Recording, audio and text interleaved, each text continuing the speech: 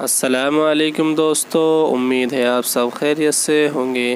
میرے channel Sohail assembly کو subscribe کریں اور بیل آئیکن پر پریس کریں تاکہ نئی ویڈیو کو نوٹیفیکیشن آپ کو سب سے پہلے مل سکے۔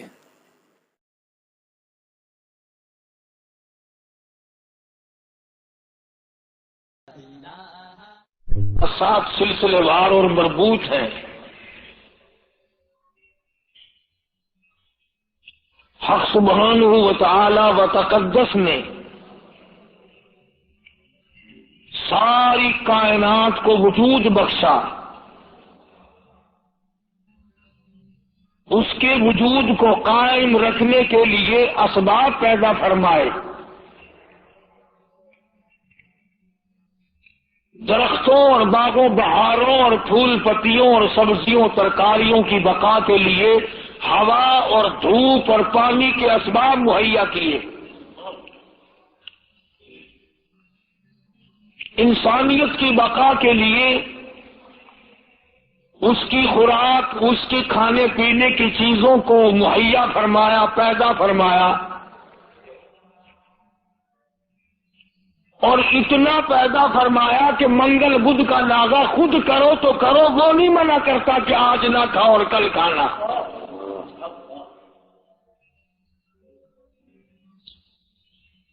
اسی لیے لوگوں نے منگل بدھ کے دن ختم دلوانا چھوڑ دیا۔ مولوی ختم پہ مسور کی دال پہ آئے گا کیسے؟ ساری کائنات اس نے پیدا کی، وہی اس کو پالتا ہے، وہی اس کو چلاتا ہے، اور جب کسی کا وقت آتا ہے وہی مارنے پہ قادر ہے۔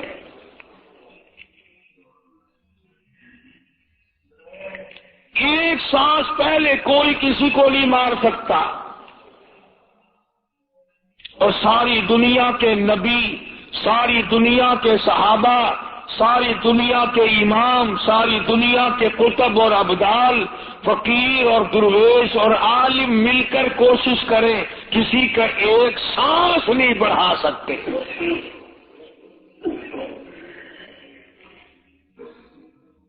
جو وقت معین فرما دیا رب العالمین نے، نہ پہلے موت آ سکتی ہے اور نہ ایک سانس تک زندہ رہ سکتا ہے۔ خداوند عالم نے جب موت و حیات والا مسئلہ اپنے اختیار میں رکھا، زندگی کا اور موت کا، مرنے جینے کا معاملہ اپنے قبض قدرت میں رکھا ہے، تو نفع نقصان بھی اس کے سوا اور کوئی نہیں دے سکتا۔ نفع کا مالک بھی وہی ہے، نقصان کا مالک بھی وہی ہے۔ اب یہ تو ایک ہمارا فریب ہے، دجل ہے، ہیرا پھیری ہے، آگے بڑھ کر کہوں بے ایمانی ہے کہ اگر نقصان ہو جائے تو خدا کی طرف سے ہوا، منافع ہوا تو فلاں پیر نے کر دیا یا ہم نے کیا۔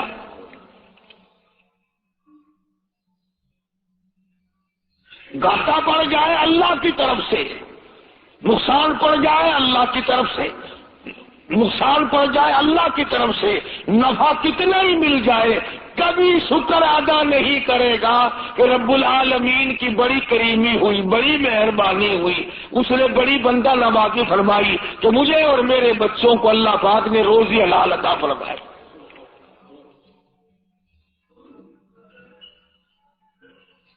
جب یہ ساری چیزیں اسی کے قبضے قدرت میں ہیں تو مشرکین مکہ نے آ کر مدنی کریم صلی اللہ علیہ وسلم کے سامنے ایک بات کہی ہے، اللہ اکبر، کہنے لگے تو ہمیں اپنا دین بتا، تیرا دین کیا ہے؟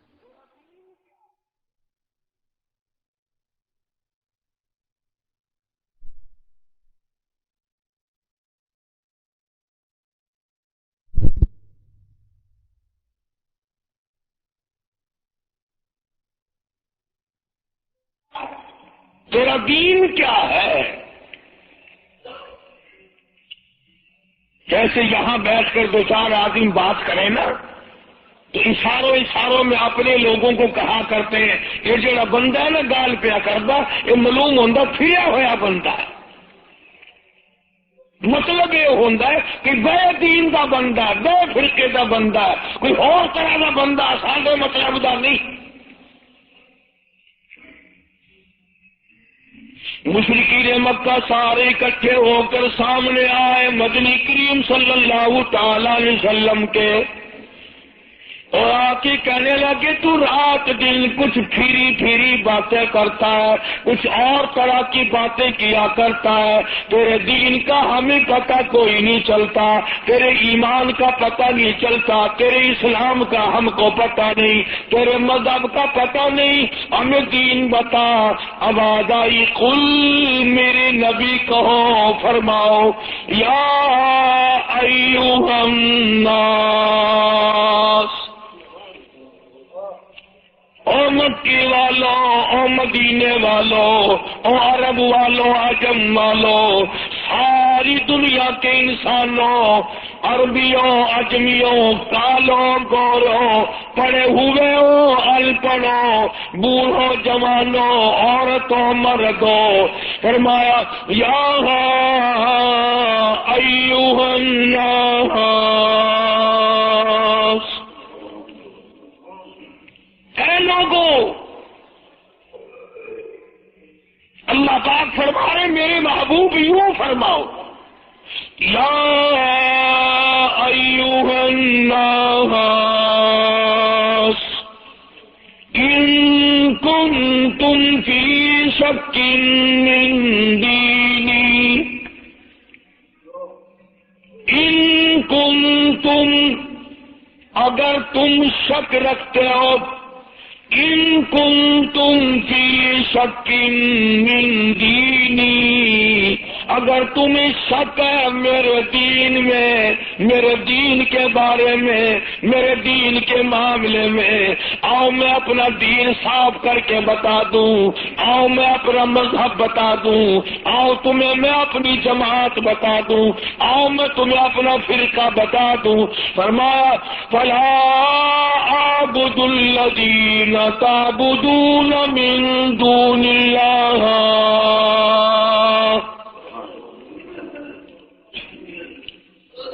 یہ ہے میرا مذہب جن کے سامنے تم سر جھکاتے ہو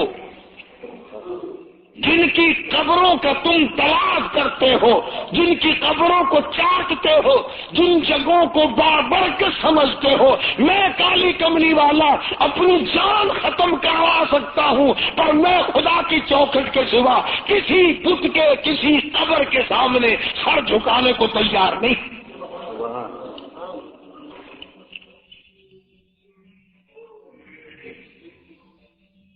سرکار مدینہ صلی اللہ علیہ وسلم نے ابراہیم علیہ السلام کی قبر کے سامنے سر نہیں جھکایا. تم ننگوں کی قبروں کے سامنے سر جھکاتے ہو.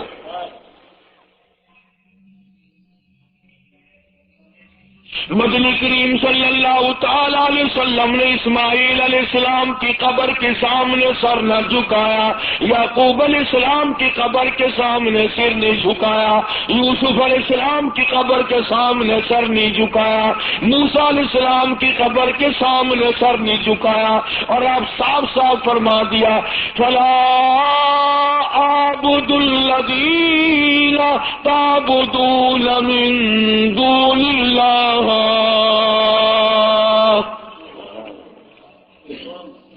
میں ہرگز کسی اور کی عبادت کرنے کو تیار نہیں.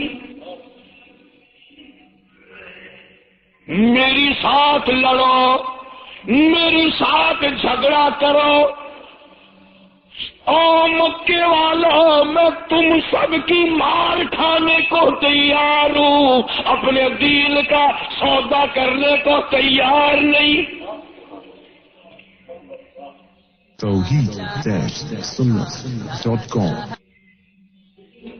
رات کو مارا دن کو مارا صبح مارا شام مارا، اپنوں نے مارا غیروں نے مارا، خدا کی قسم مکے کے مردوں نے مارا، آمنہ کے درے یتیم کو مکے کی عورتوں نے مارا۔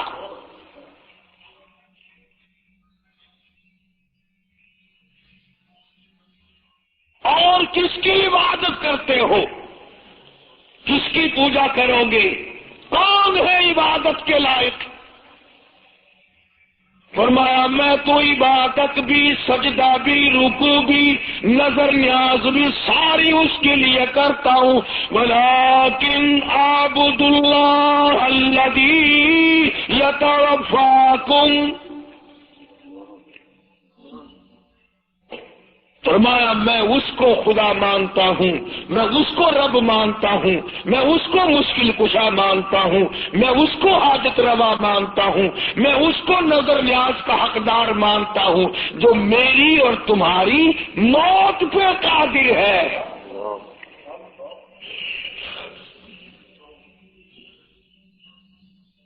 اللہ پاک جل شانہ نے کتنی بڑی دلیل عطا فرمائی۔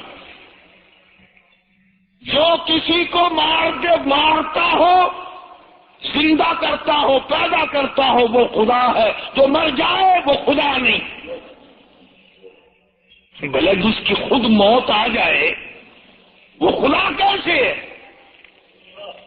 قرآن کہتا ہے ایک لمحے کے لیے، ایک سیکنڈ کے لیے جس کو اونگ آ گئی وہ خدا نہیں، اور جو عمر بھر کے لیے قبر میں جا کے سو گیا وہ خدا کیسے ہو سکتا ہے؟ فرمایا اللہ لا الہ الا هو الحی القیوم۔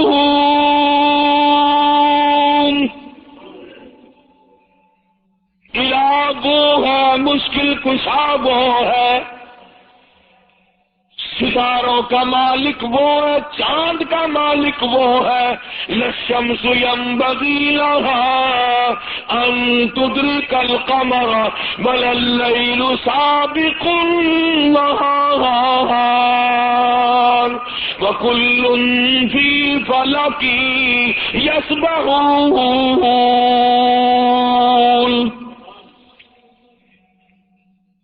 فرمایا کتنی مدت گزر گئی، چاند سورج کو گردش کرتے، کبھی ٹکر ہوئی، کبھی ایکسیڈنٹ ہوا، رات دن کو کتنے دن ہو گئے چلتے ہوئے، کبھی آپس میں ٹکراؤ تصادم ہوا۔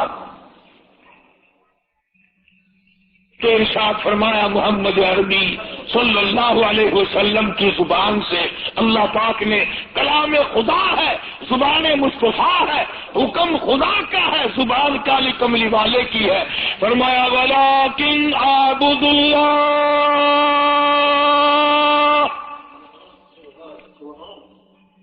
میں اس کو حاجت روا مانتا ہوں، میں اس کو مشکل کشا مانتا ہوں، میری بگڑی بنانے والا وہ ہے، اجروں کو بسانے والا وہ ہے، اولاد دینے والا وہ ہے، اولاد دے کر کے لے لینے والا وہ ہے، تخت و تاج عطا کرنے والا وہ ہے، اور تخت پہ سے اٹھا کر پھانسی پہ لٹکا دینے والا وہ ہے۔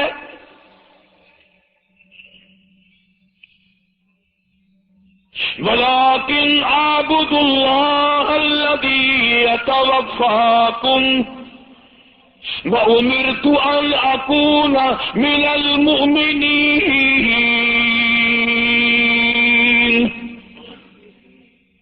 مجھے حکم ملا ہے کہ میں سب سے پہلے اس مالک کائنات پہ یقین کرنے والا بنوں، فرما برداری کرنے والا بنوں، احکام کو سنبھالنے اور عمل کرنے والا بنوں، سب سے پہلے مجھے حکم ملا ہے۔ وَأَنْ أَقِمْ وَجْهَكَ لِلدِّينِ حَنِيفًا وَلَا تَكُونَنَّ مِنَ الْمُشْرِكِينَ۔ فرمایا کہ مجھے حکم ملا ہے میں اللہ سبحانہ و تعالیٰ کی طرف منہ رکھوں، منہ رکھنے کا مطلب یہ کبھی اس سے نہ بگاڑوں، اس کے مقابلے میں کبھی کسی کو حاجت روا نہ جانوں۔ اچھا ایک لفظ اور سمجھ لیں، اگر کی سمجھ میں یہ باتیں بیٹھ جائیں تو انشاءاللہ تا زندگی کام آئیں گی. یہ جو لفظ سبحان ہے، سبحان ربی العظیم، سبحان ربی الاعلی، سبحانک اللہم، سبحان اللہ وبحمدہ، سبحان اللہ والحمد للہ، فسبحان اللہ رب العرش العظیم، سبحان اللہ عما یشرکون. یہ جو قرآن میں، نماز میں، حدیثوں میں لفظ سبحان ہے، اس کے معنی، اس کا ترجمہ سب علماء اور تمام لوگ یہ کرتے ہیں، پاک ہے اللہ. اس کا مطلب یہ معنی یہ کرتے ہیں، پاک ہے اللہ. سبحانک اللہم، اے اللہ ہم تیری پاکی کا اقرار کرتے ہیں. جو میں آپ کو سمجھانا چاہتا ہوں وہ اب بھی نہیں سمجھے، وہ اب بھی نہیں سمجھے. پاک ہے ذات تیری. پتہ لوگوں نے کیا سمجھا؟ گندگی سے پاک ہوگا، چھینٹے پڑنے سے پاک ہوگا، استنجا کرنے سے پاک ہوگا، بیوی سے پاک ہوگا، ماں باپ سے پاک ہوگا، کھانے پینے سے پاک ہوگا، سونے سے پاک ہوگا، کسی کا محتاج نہیں ہوگا. یہ معنی نہیں ہے. سبحانک اللہم، اے اللہ ہم تیری پاکی کا اقرار کرتے ہیں، تو پاک ہے. کائے سے پاک ہے؟ پلیتی سے پاک مراد نہیں، ناپاکی سے مراد پاک نہیں، بلکہ تو پاک ہے اس بات سے کہ تیری خدائی میں کوئی ساجی بنے. تو اس بات سے پاک ہے، کوئی تیرا ساجی بن نہیں سکتا. اس لیے فرمایا سبحان اللہ عما یشرکون. تو شریکوں سے پاک ہے. ہم سب کے شریکے ہیں، بھائی ہیں، برادری ہیں، کنبے ہیں، قبیلے ہیں، چچے تائے ہیں، ہم سب شریکوں والے ایک خدا کی ذات ہے جس کا کوئی شریکہ نہیں، شریک نہیں، ساتھی نہیں، ہمسر نہیں، پیدا کرنے والا کوئی نہیں، اس سے کوئی پیدا نہیں ہوا. وہ اپنی خدائی میں یکتا ہے، قدیم ہے، ہمیشہ سے ہے، ہمیشہ رہے گا. ساری دنیا مٹ جائے گی، خدا جب بھی رہے گا.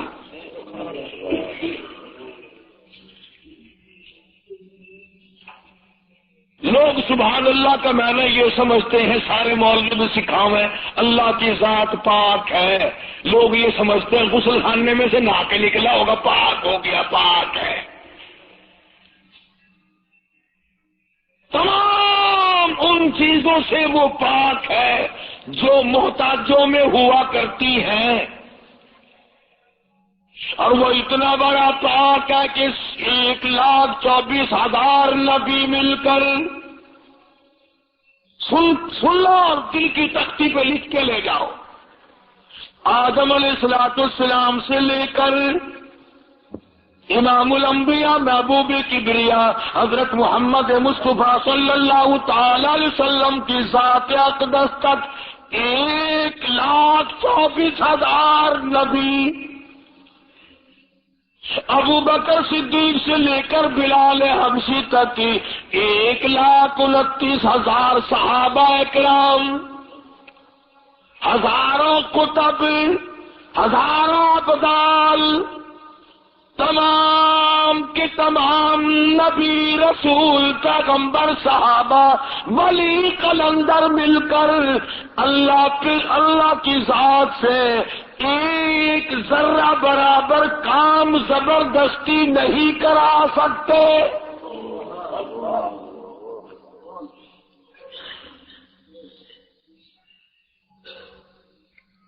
کوئی زبردستی نہیں کرا سکے گا. آیت الکرسی کی کیسٹ آپ نے سنی ہوگی. فرمایا من ذا الذی یشفع عنده الا باذنہ. من یہ جو لفظ ہے عربی کا من، اس کے معنی پتہ کیا ہے؟ جیسا کہ اردو بولی میں اگر کوئی بات کہی جائے نا، ایک آدمی ایک دم کہتا کون کہتا ہے، کون کہتا ہے، یوں ہے ملتانی زبان میں چاہ دے نہیں کیا بندہ آ گیا میرے سامنے ایک بار یوں کراؤں گا، لکھا صحیح نہ گھنچا کیڑا آخد ہے۔ فرمایا من ذا الذی یشفع عنده، کون ہے زبردستی سفارش مجھ سے کرانے والا، میرے سامنے کرنے والا، الا باذنی،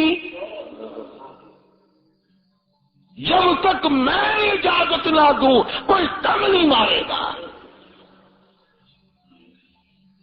میری طرف سے اجازت جب تک نہ ہوگی، نہ اولاد ماں باپ کے حق میں سفارش کر سکے گی، نہ نیک آدمی اپنے ساتھیوں اور دوستوں کے بارے میں سفارش کر سکے گا، بلکہ فرمایا جب تک میری طرف سے اجازت نہ ہوگی، نبی بھی خود مدنی کریم صلی اللہ علیہ وسلم بھی اس وقت تک سفارش نہیں کر سکتے جب تک اللہ پاک کی طرف سے اجازت نہ ملے۔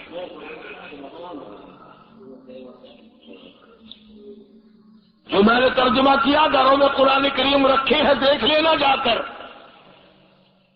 من ذا الذی، کون ہے، کس کی مجال ہے، کس کی جرأت ہے،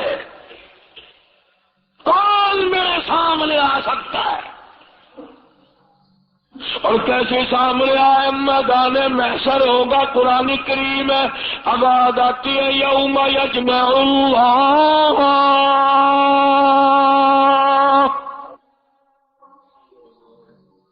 یوم یجمع اللہ الرسل فیقول ماذا اجبتم۔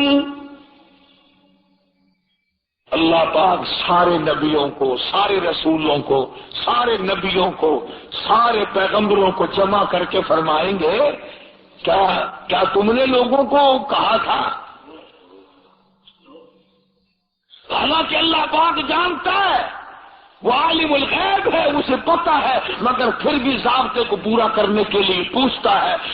ایک دو کی بات نہیں، یوم یجمع اللہ الرسل، سارے رسولوں سے اللہ پوچھے گا۔ فَيَقُولُ مَاذَا أُجِبْتُمْ، کیا تم نے کہا تھا خدا کے سوا ہماری پوجا کیا کرو، ہماری قبروں کو سجدے کیا کرو، ہماری قبروں کا طواف کیا کرو، ہماری قبروں پہ غلاف چڑھایا کرو، ہماری قبروں پہ دیوے بالا کرو، ہماری قبروں پہ پھول چڑھایا کرو۔ فَيَقُولُ مَاذَا أُجِبْتُمْ، کیا تم نے کہا تھا؟ قرآن کریم ہے، سارے کے سارے کانپ جائیں گے، لرز جائیں گے، ڈر جائیں گے، اور سارے نبی فرمائیں گے قالوا لا علم لنا، اے بے لیاسی، او بادشاہ، او خالق، او مالک، تیری ذات جانتی ہے، لا علم لنا، ہمیں تو پتہ بھی نہیں یہ بدبخت کب سجدے کرنے آئے، کب پوجا کرنے آئے، کب چراغ جلانے آئے، ہمیں کون سی سردی لگتی تھی، یہ کب غلاف چڑھانے آئے، یہ کب پھول چڑھانے آئے۔ انک انت علام الغیوب،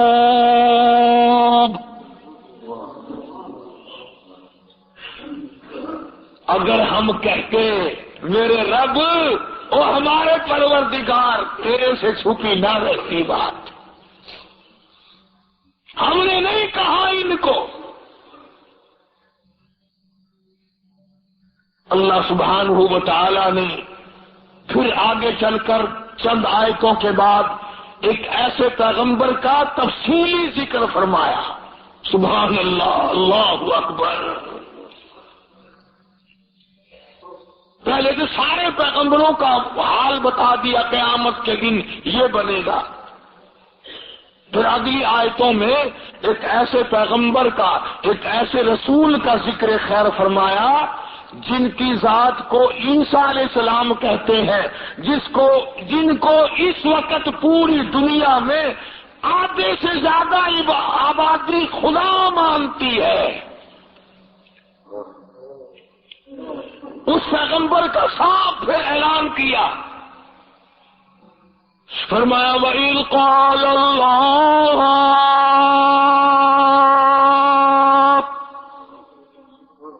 يَا عِيسَى ابْنَ مَرْيَمَ،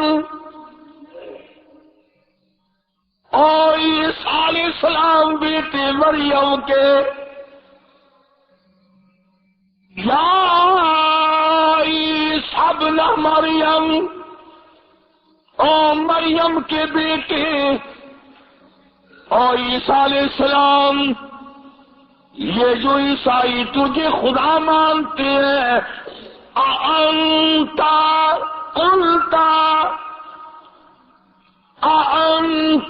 قُلْتَ، کیا تو نے کہا تھا مجھے الہین و امی الہین من دون اللہ؟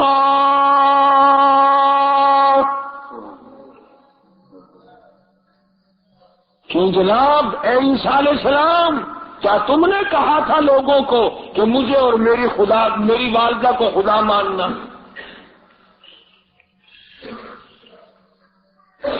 اگر کڑوی بات کہہ دوں، عیسائی ہے، ایک عیسیٰ علیہ السلام کو خدا مانتے ہیں، ایک ابراہیم علیہ السلام کو خدا مانتے ہیں۔ عیسائی تین خدا کو مان جائیں تو اسلام سے نکل جائیں، کافر ہو جائیں، اور ہمارے لیے چھٹی ہے، ہم ہزاروں خداؤں کو مانتے رہیں۔ الگ الگ تقسیم بنا رکھی، فلانا مرض پاکمائی ٹھیک کرے گی، آخر مچھلی کھیل کے بنا ہے، اس پہ پاکمائی بھی جا کے بنا ہے، انشاءاللہ خیر ایسی مچھلیاں دی جا بئی گولی کھڑن، ککڑا دی جا بئی ہے، بکریاں دی جا بئی ہے، ساڈا نمبر آ رہے انشاءاللہ کٹے دا گوشت، ماں پیو دا ختم نوانا ہوئے نا، اندازہ لگا، تماشا دیکھ کیا بنا رکھا ہے، الگ الگ جگہ بنا رکھی ہے۔ اولاد وہاں سے ملے گی، بادشاہت وہاں سے ملے گی، دکان میں برکت وہاں سے پڑے گی، کیا بتاؤں؟ آواز آئی عیسیٰ ابن مریم، اور عیسیٰ علیہ السلام بیٹے مریم کے، اَأَنْتَ، خدا کی قسم اگر تم عربی سمجھتے نا، عربی تمہارے کلیجے پھٹ جاتے۔ خدا نے یہ جو لفظ استعمال کیے نا یہاں، اَأَنْتَ، بڑے جھڑکی والے لفظ ہیں، اور کیا تو نے من دون اللہ، میرے سوا؟ اللہ اکبر، اللہ پاک کے غضب کو، اللہ کے قہر کو، اللہ کے جلال کو انبیاء سے زیادہ کون عیبوں سے پاک ہے؟ جب تو خود پاک ہے، میں شریک کیسے بن جاتا؟ خدا کی بات نہیں کری، خدا کی عدالت ہے۔ ہاں، سیشن میں عدالت میں پیشی ہونا، کئی دن پہلے بخار چڑھ جاتا ہے، ہائی کورٹ کی پیشی ہو ہفتہ پہلے دماغ خراب ہو جاتا ہے، سپریم کورٹ کی پیشی ہو 6 مہینے پہلے دماغ خراب ہو جاتا ہے فکر میں۔ ارے خدا کی عدالت کی پیشی ہے، عدالت خدا کی ہے، پیشی نبی کی ہے۔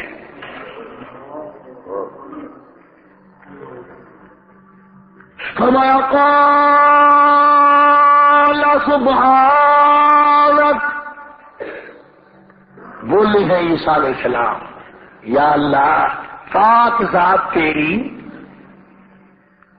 ما یکون لی ان اقول ما لیس ليس لي بحق. یا اللہ تو پاک ہے جن چیزوں سے میں ایسی بات کیسے کہہ سکتا ہوں؟ کیوں کر میں کہتا ایسی بات جس سے تو پاک ہے، یعنی اور خدا ہو ہی نہیں سکتا. اور آگے پھر عیسیٰ علیہ السلام نے اور فرمایا ان کنت قلته فعلمت. توحید-سنت.com. اگر میں کہتا یا اللہ تو جان لیتا، تجھ سے چھپا ہوا کچھ بھی نہیں ہے، تجھے علم ہوتا. کیوں؟ تعلم ما نفسی ولا اعلم ما فی نفسک. تجھے وہ سارا پتا ہے جو میرے دل میں ہے، میرے جی میں ہے، اور میں نہیں جانتا جو کچھ تیرے علم میں ہے. تعلم ما نفسی، تو جانتا ہے جو کچھ میرے دل میں ہے، میرے جی میں ہے. ولا اعلم ما فی نفسک، میں نہیں جانتا جو کچھ تیرے علم میں ہے.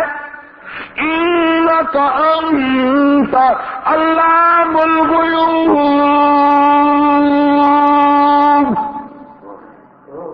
غیب کی باتیں جاننے والا تو ہی ہے. تیرے سوا کون جانے کل کیا ہوگا، پرسوں کیا ہوگا، صبح کیا ہوگا، شام کیا ہوگا، اور کوئی نہیں جان سکتا. معلوم یہ ہوا کہ نفع نقصان کا مالک خدا کی ذات کے سوا اور کوئی ہو ہی نہیں سکتا. تو بات یہاں سے چلی کہ محمد عربی صلی اللہ علیہ وسلم کو مشرکین مکہ نے پوچھا تو اپنا دین بتا، تو اپنا عقیدہ بتا، آپ اپنا مذہب بتائیں، آپ اپنا مسلک بتائیں، آپ اپنا عقیدہ بتائیں. تو فرمایا وَأُمِرْتُ لِأَنْ أَكُونَ أَوَّلَ الْمُؤْمِنِينَ، مجھے حکم ملا سب سے پہلے میں یقین کرنے والا بنوں. وَأَنْ أَقِمْ وَجْهَكَ لِلدِّينِ حَنِيفًا وَلَا تَكُونَنَّ مِنَ الْمُشْرِكِينَ.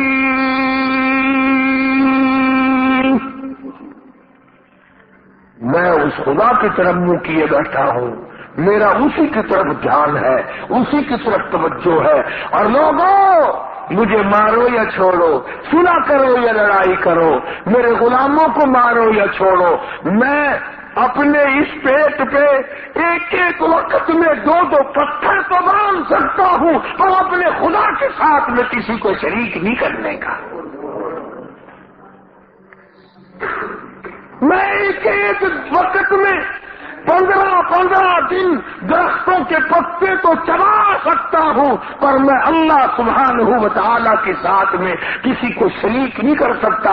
اس کی چوکھٹ کے سوا میں اور کسی جگہ سر جھکا نہیں سکتا. یہ سر کر سکتا ہے، جھک نہیں سکتا. کیوں؟ فرمایا وَلَا تَدْعُ مِن دُونِ اللَّهِ مَا لَا يَنفَعُكَ وَلَا يَضُرُّكَ. نفع اسی کی طرف سے ہے، نقصان اسی کی طرف سے ہوگا.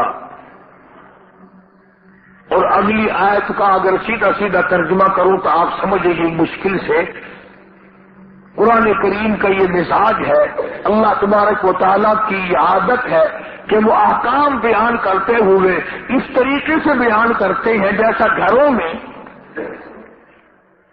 میں عورتیں ڈائریکٹ بہو کو کہتی ہوئی ذرا گھبراتی ہے، لڑائی جھگڑے کا امکان ہے کہ کھڑی ہو جا، کام پڑا ہے. اصل مقصد ہے بہو کو کہنا، لیکن ماں کرے گی کیا؟ یہ چھوکری کھڑی ہو جا، دیر ہوگی، شرم نہیں آتی، اب تک پڑی ہے. جانے گی نا کہ یہ میری لڑکی ہے، برا نہیں ماننے کی، اصل میں کہنا بہو کو ہے، سنانا لڑکی کو ہے، اس لیے حکم دینا امت کو ہے اور کروانا کالی کملی والے کی زبان سے ہے۔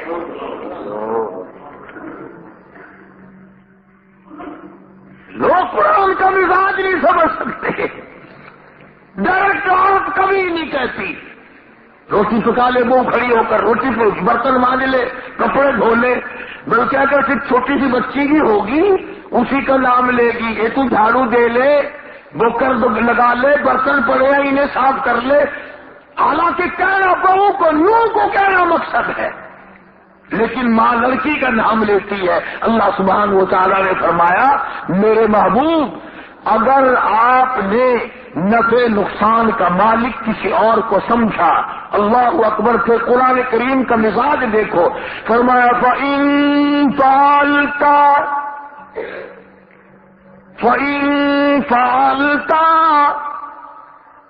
اس وقت ہو جاؤ گے تم، فَإِن فَعَلْتَ فَإِنَّكَ إِذًا مِنَ الظَّالِمِينَ۔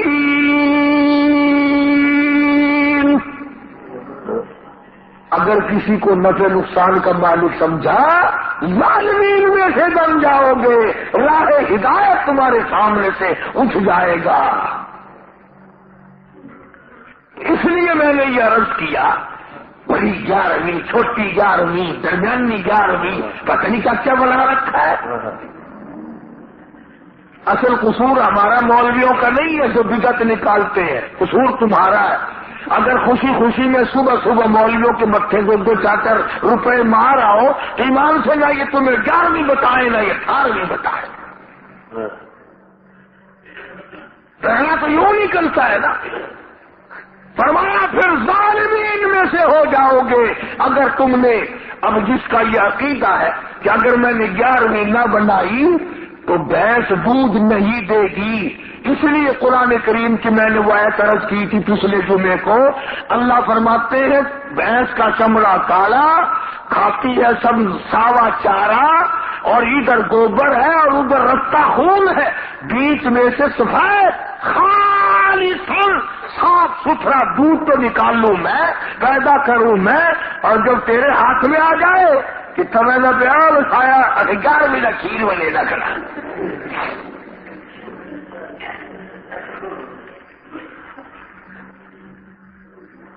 فرمایا یہ میں نے پیدا کیا ایک ایک قطرہ دودھ کا، ایک ایک قطرہ خالصاً۔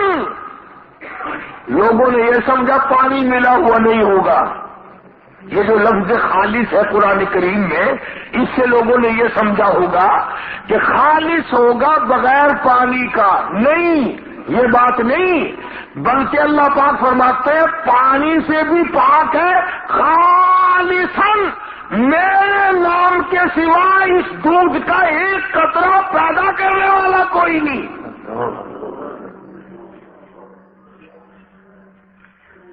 خالصاً ایک بوند دودھ کی میرے سوا کوئی نہیں بنا سکتا۔ اس لیے فرمایا وَيَمْسَسْكَ اللَّهُ، اللہ اللہ، سورۃ یونس کا آخری رکوع ہے، 11واں سپارہ ہے، دیکھا 11ویں کا ثبوت 11ویں سپارے میں۔ میں نے ایک مولوی صاحب سے پوچھا، میں نے کہا جی 11ویں کا کوئی ثبوت بھی ہے؟ آخر ہاں۔ میں فقیر تھے، اگر 11واں سپارہ نہیں کھڑا قرآن میں سے، میں کہا ہے اکبر کی 11ویں ثابت کی گئی۔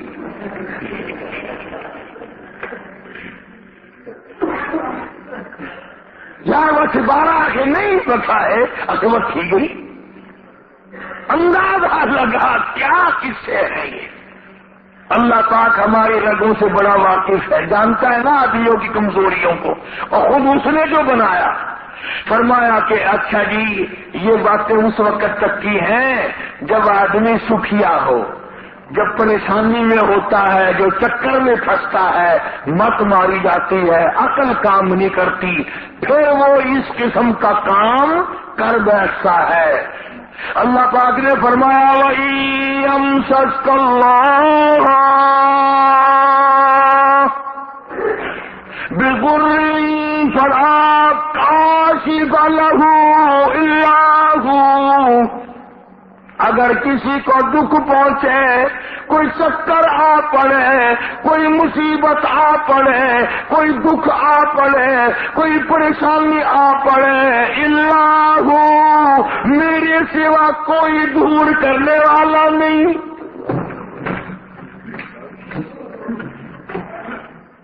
کون ہے؟ تیرا بخار اتارنے والا کوئی نہیں، تیری بگڑی ہوئی بنانے والا کوئی نہیں، تیری خالی جھولی کو بھرنے والا کوئی نہیں، تیری خالی جیب کو بھرنے والا کوئی نہیں، کچھ بے علم کو علمدار بنانے والا اس کے سوا کوئی نہیں۔ فرمایا وَإِن يُرِدْكَ بِخَيْرٍ فَلَا رَادَّ لِفَضْلِهِ،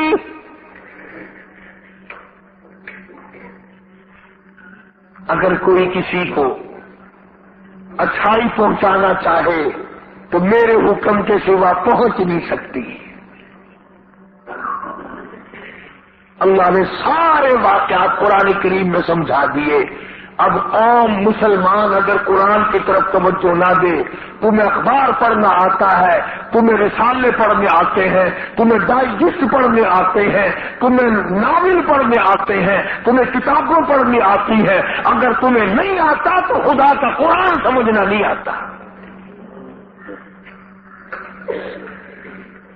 کبھی کوئی باپ اپنے بیٹے کو اس لیے سے نہیں پڑھاتا میرا بیٹا پڑھے گا، قرآن کا ترجمہ سیکھے گا، میں تو ان پڑھ رہ گیا، مجھے بھی سنایا کرے گا، میری اپنی اماں کو بھی سنایا کرے گا، اس لیے سے کون پڑھاتا ہے؟ نیت بات پہلے ہوتی ہے، بعد میں آگے ہم لوگ چلتے ہیں۔ قرآن سے دشمنی، مدنی کریم صلی اللہ تعالی علیہ وسلم نے اس بات کو پلے باندھ لو، ساری دنیا کی عبادات اور ساری دینی عبادات کا مدار ہے اللہ کی توحید پہ۔ تو آج ہی کون معاف کرتا ہے؟ قرآن کریم کا جو ترجمہ سنائے گا، جو مصطفیٰ کریم صلی اللہ علیہ وسلم کی ارشاد کو صحیح صحیح سنائے گا، کون سامنے پیش کرے؟ ایک بات تو یاد کرنے کے قابل ہے، اللہ اکبر نبی کا آخری وقت ہے صلی اللہ علیہ وسلم۔ ایمانداری سے بتاؤ، قبلے کی طرف منہ کیے ہوئے سارے باوضو بیٹھے ہو، مرد عورت وضو کے ساتھ بیٹھے ہو، آخری وقت ہو، بالکل آخری وقت ہو، یقین ہو جائے دن کو کسی طرح سے بھی کہ میرا آخری وقت ہے، پھر آدمی ہر وہ چیز مانگتا ہے جو اچھے سے اچھی لگے آخرت کے اعتبار سے، توبہ کرنے کی کوشش کرتا ہے، استغفار کرتا ہے، یعنی جو کام اس کی نظروں میں سب سے اچھا ہو وہ کرنے کی کوشش کرتا ہے۔ آخر میں مدنی کریم صلی اللہ تعالی علیہ وسلم کا آخری وقت ہے، اللہ پاک کی حضور میں جھولی پھیلا دی، مانگنے والا مصطفیٰ کریم صلی اللہ علیہ وسلم ہے، دینے والا خدا ہے۔ آخری وقت میں کیا مانگا؟ اولاد نہ مانگی، کھانا نہ مانگا، کپڑا نہ مانگا، اولاد کے لیے کچھ نہ مانگا، گھر والیوں کے لیے کچھ نہ مانگا، بیٹیوں کے لیے کچھ نہ مانگا، فاطمہ الزہرا کے لیے کچھ نہ مانگا، سیدنا حسن کے لیے کچھ نہ مانگا، سیدنا حسین کے لیے کچھ نہ مانگا، تمام گھر والوں کے لیے کچھ نہ مانگا، اور فرمایا اللہم او میرے ربی لا تجعل قبری، اور میرے معبود میری قبر کو سجدہ گانا بنانا۔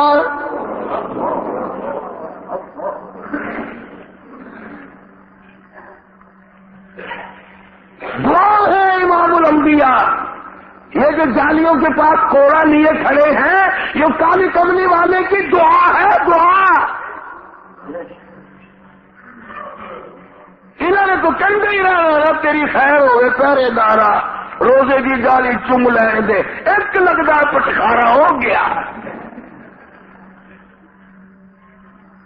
وہ 400 بندے کٹھے ہوئے مدینے پاک سے ملاد کرنا ہی کرنا ہے، انہوں نے پھڑ کے ٹھوک دیتے جیل میں سے۔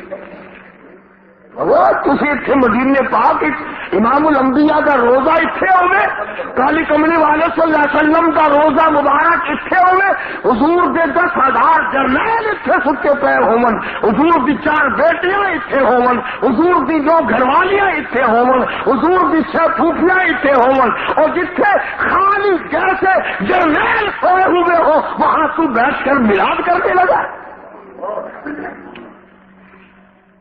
لاہور کی پولیس نے بھی احتجاج کرو جی، اللہ کا دربار ہے، مصطفیٰ کریم صلی اللہ علیہ وسلم کا دربار ہے، اللہ کی اجازت کے بغیر اور میرے محبوب صلی اللہ علیہ وسلم کی منشا کے بغیر مکے مدینے میں کوئی قائم نہیں رہ سکتا۔ تو دعا مانگی، اللہم لا تجعل قبری، یا اللہ میری قبر کو سجدہ گاہ نہ بنائیو۔ ہاں، اور بلکہ یہ تو اللہ میاں سے دعا مانگی، دوسری ایک حدیث یاد آئی، غلط بات نہیں، قبر آخر میں نے بھی قبر میں جانا ہے، اللہ سب کو معاف فرمائے۔ یہ تو اللہ سے دعا مانگی، امت کو کیا فرمایا، امت کو کیا دیا، فرمایا لعن اللہ الیہود والنصارى، لعن اللہ الیہود والنصارى، یہود و نصارہ پہ خدا کی پھٹکار پڑی، اتخذوا قبور انبیائہم مساجدا، انہوں نے اپنے نبیوں کی قبروں کو سجدے کی جگہ بنا لیا تھا، اس لیے ان پہ لعنت آئی۔ امت کو یوں فرمایا اور وہ اللہ سے دعا مانگی۔ گویا مدنی کریم صلی اللہ علیہ وسلم نے آخری وقت میں بھی یہ تعلیم دے دی، سجدے کے قابل وہ ہے، نظر نیاز کے قابل وہ ہے، ایک کا ہو کے جی، ایک کا ہو کے مر، چوکھٹ اس کی سر تیرا، در تیرا سر میرا، حکم تیرا اعمال میرے، یہ ساری چیزیں بنے گی جب بات بننی۔ ابھی یہ کیسٹ جب بازار میں چلے گی، یہ آگے سن کر جاؤ گے تو کئی لوگ کہیں گے قاری حنیف قبروں میں فاتحہ پڑھنے سے منع کر رہا تھا۔ کیوں؟ ان پر کوئی الزام نہیں، جو غلط بات کہے نہ قرآن میں نہ حدیث میں، ہم صحیح بات بھی کہیں پھر بھی اوپر کچھ نہ کچھ فتویٰ لگے بغیر رہتا نہیں۔ ہم آہ بھی کرتے ہیں تو ہو جاتے ہیں بدنام، وہ قتل بھی کرتے ہیں تو چرچا نہیں ہوتا۔ لوگ جی دیکھو قبروں میں ایڈا ظلم، خدا دا قہر آ گیا ہوتا، فاتحہ کو لوگ سے منع کر پہ گئے، ہٹ کر پہ گئے۔ کس نے منع کیا ہے؟ ایک دن میں 2 مرتبہ قبرستان جایا کر، اور تو جاتا ہے وہاں دربار میں پیر کے اور ماں قبر میں جل رہی ہے، اس ماں کی قبر پہ جا کے فاتحہ پڑھا کر، اور پیر کی جگہ بھی اگر تو جا کے فاتحہ پڑھے تو ثواب ہے، میں منع نہیں کرتا، میں خود جاتا ہوں۔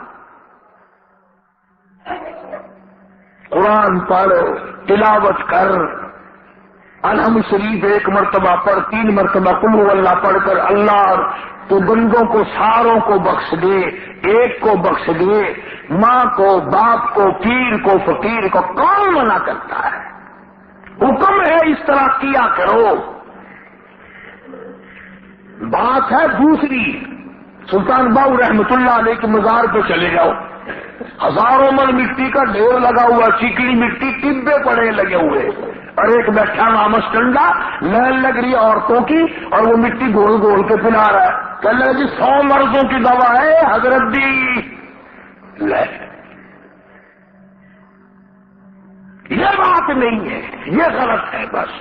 اس لیے قرآن کریم کا ترجمہ سورۃ یونس کا جو لکھے پڑے لوگ ہیں، 11واں سپارہ سورۃ یونس کا آخری رکوع ہے، اس کا ترجمہ دیکھنا، تفسیر دیکھنا۔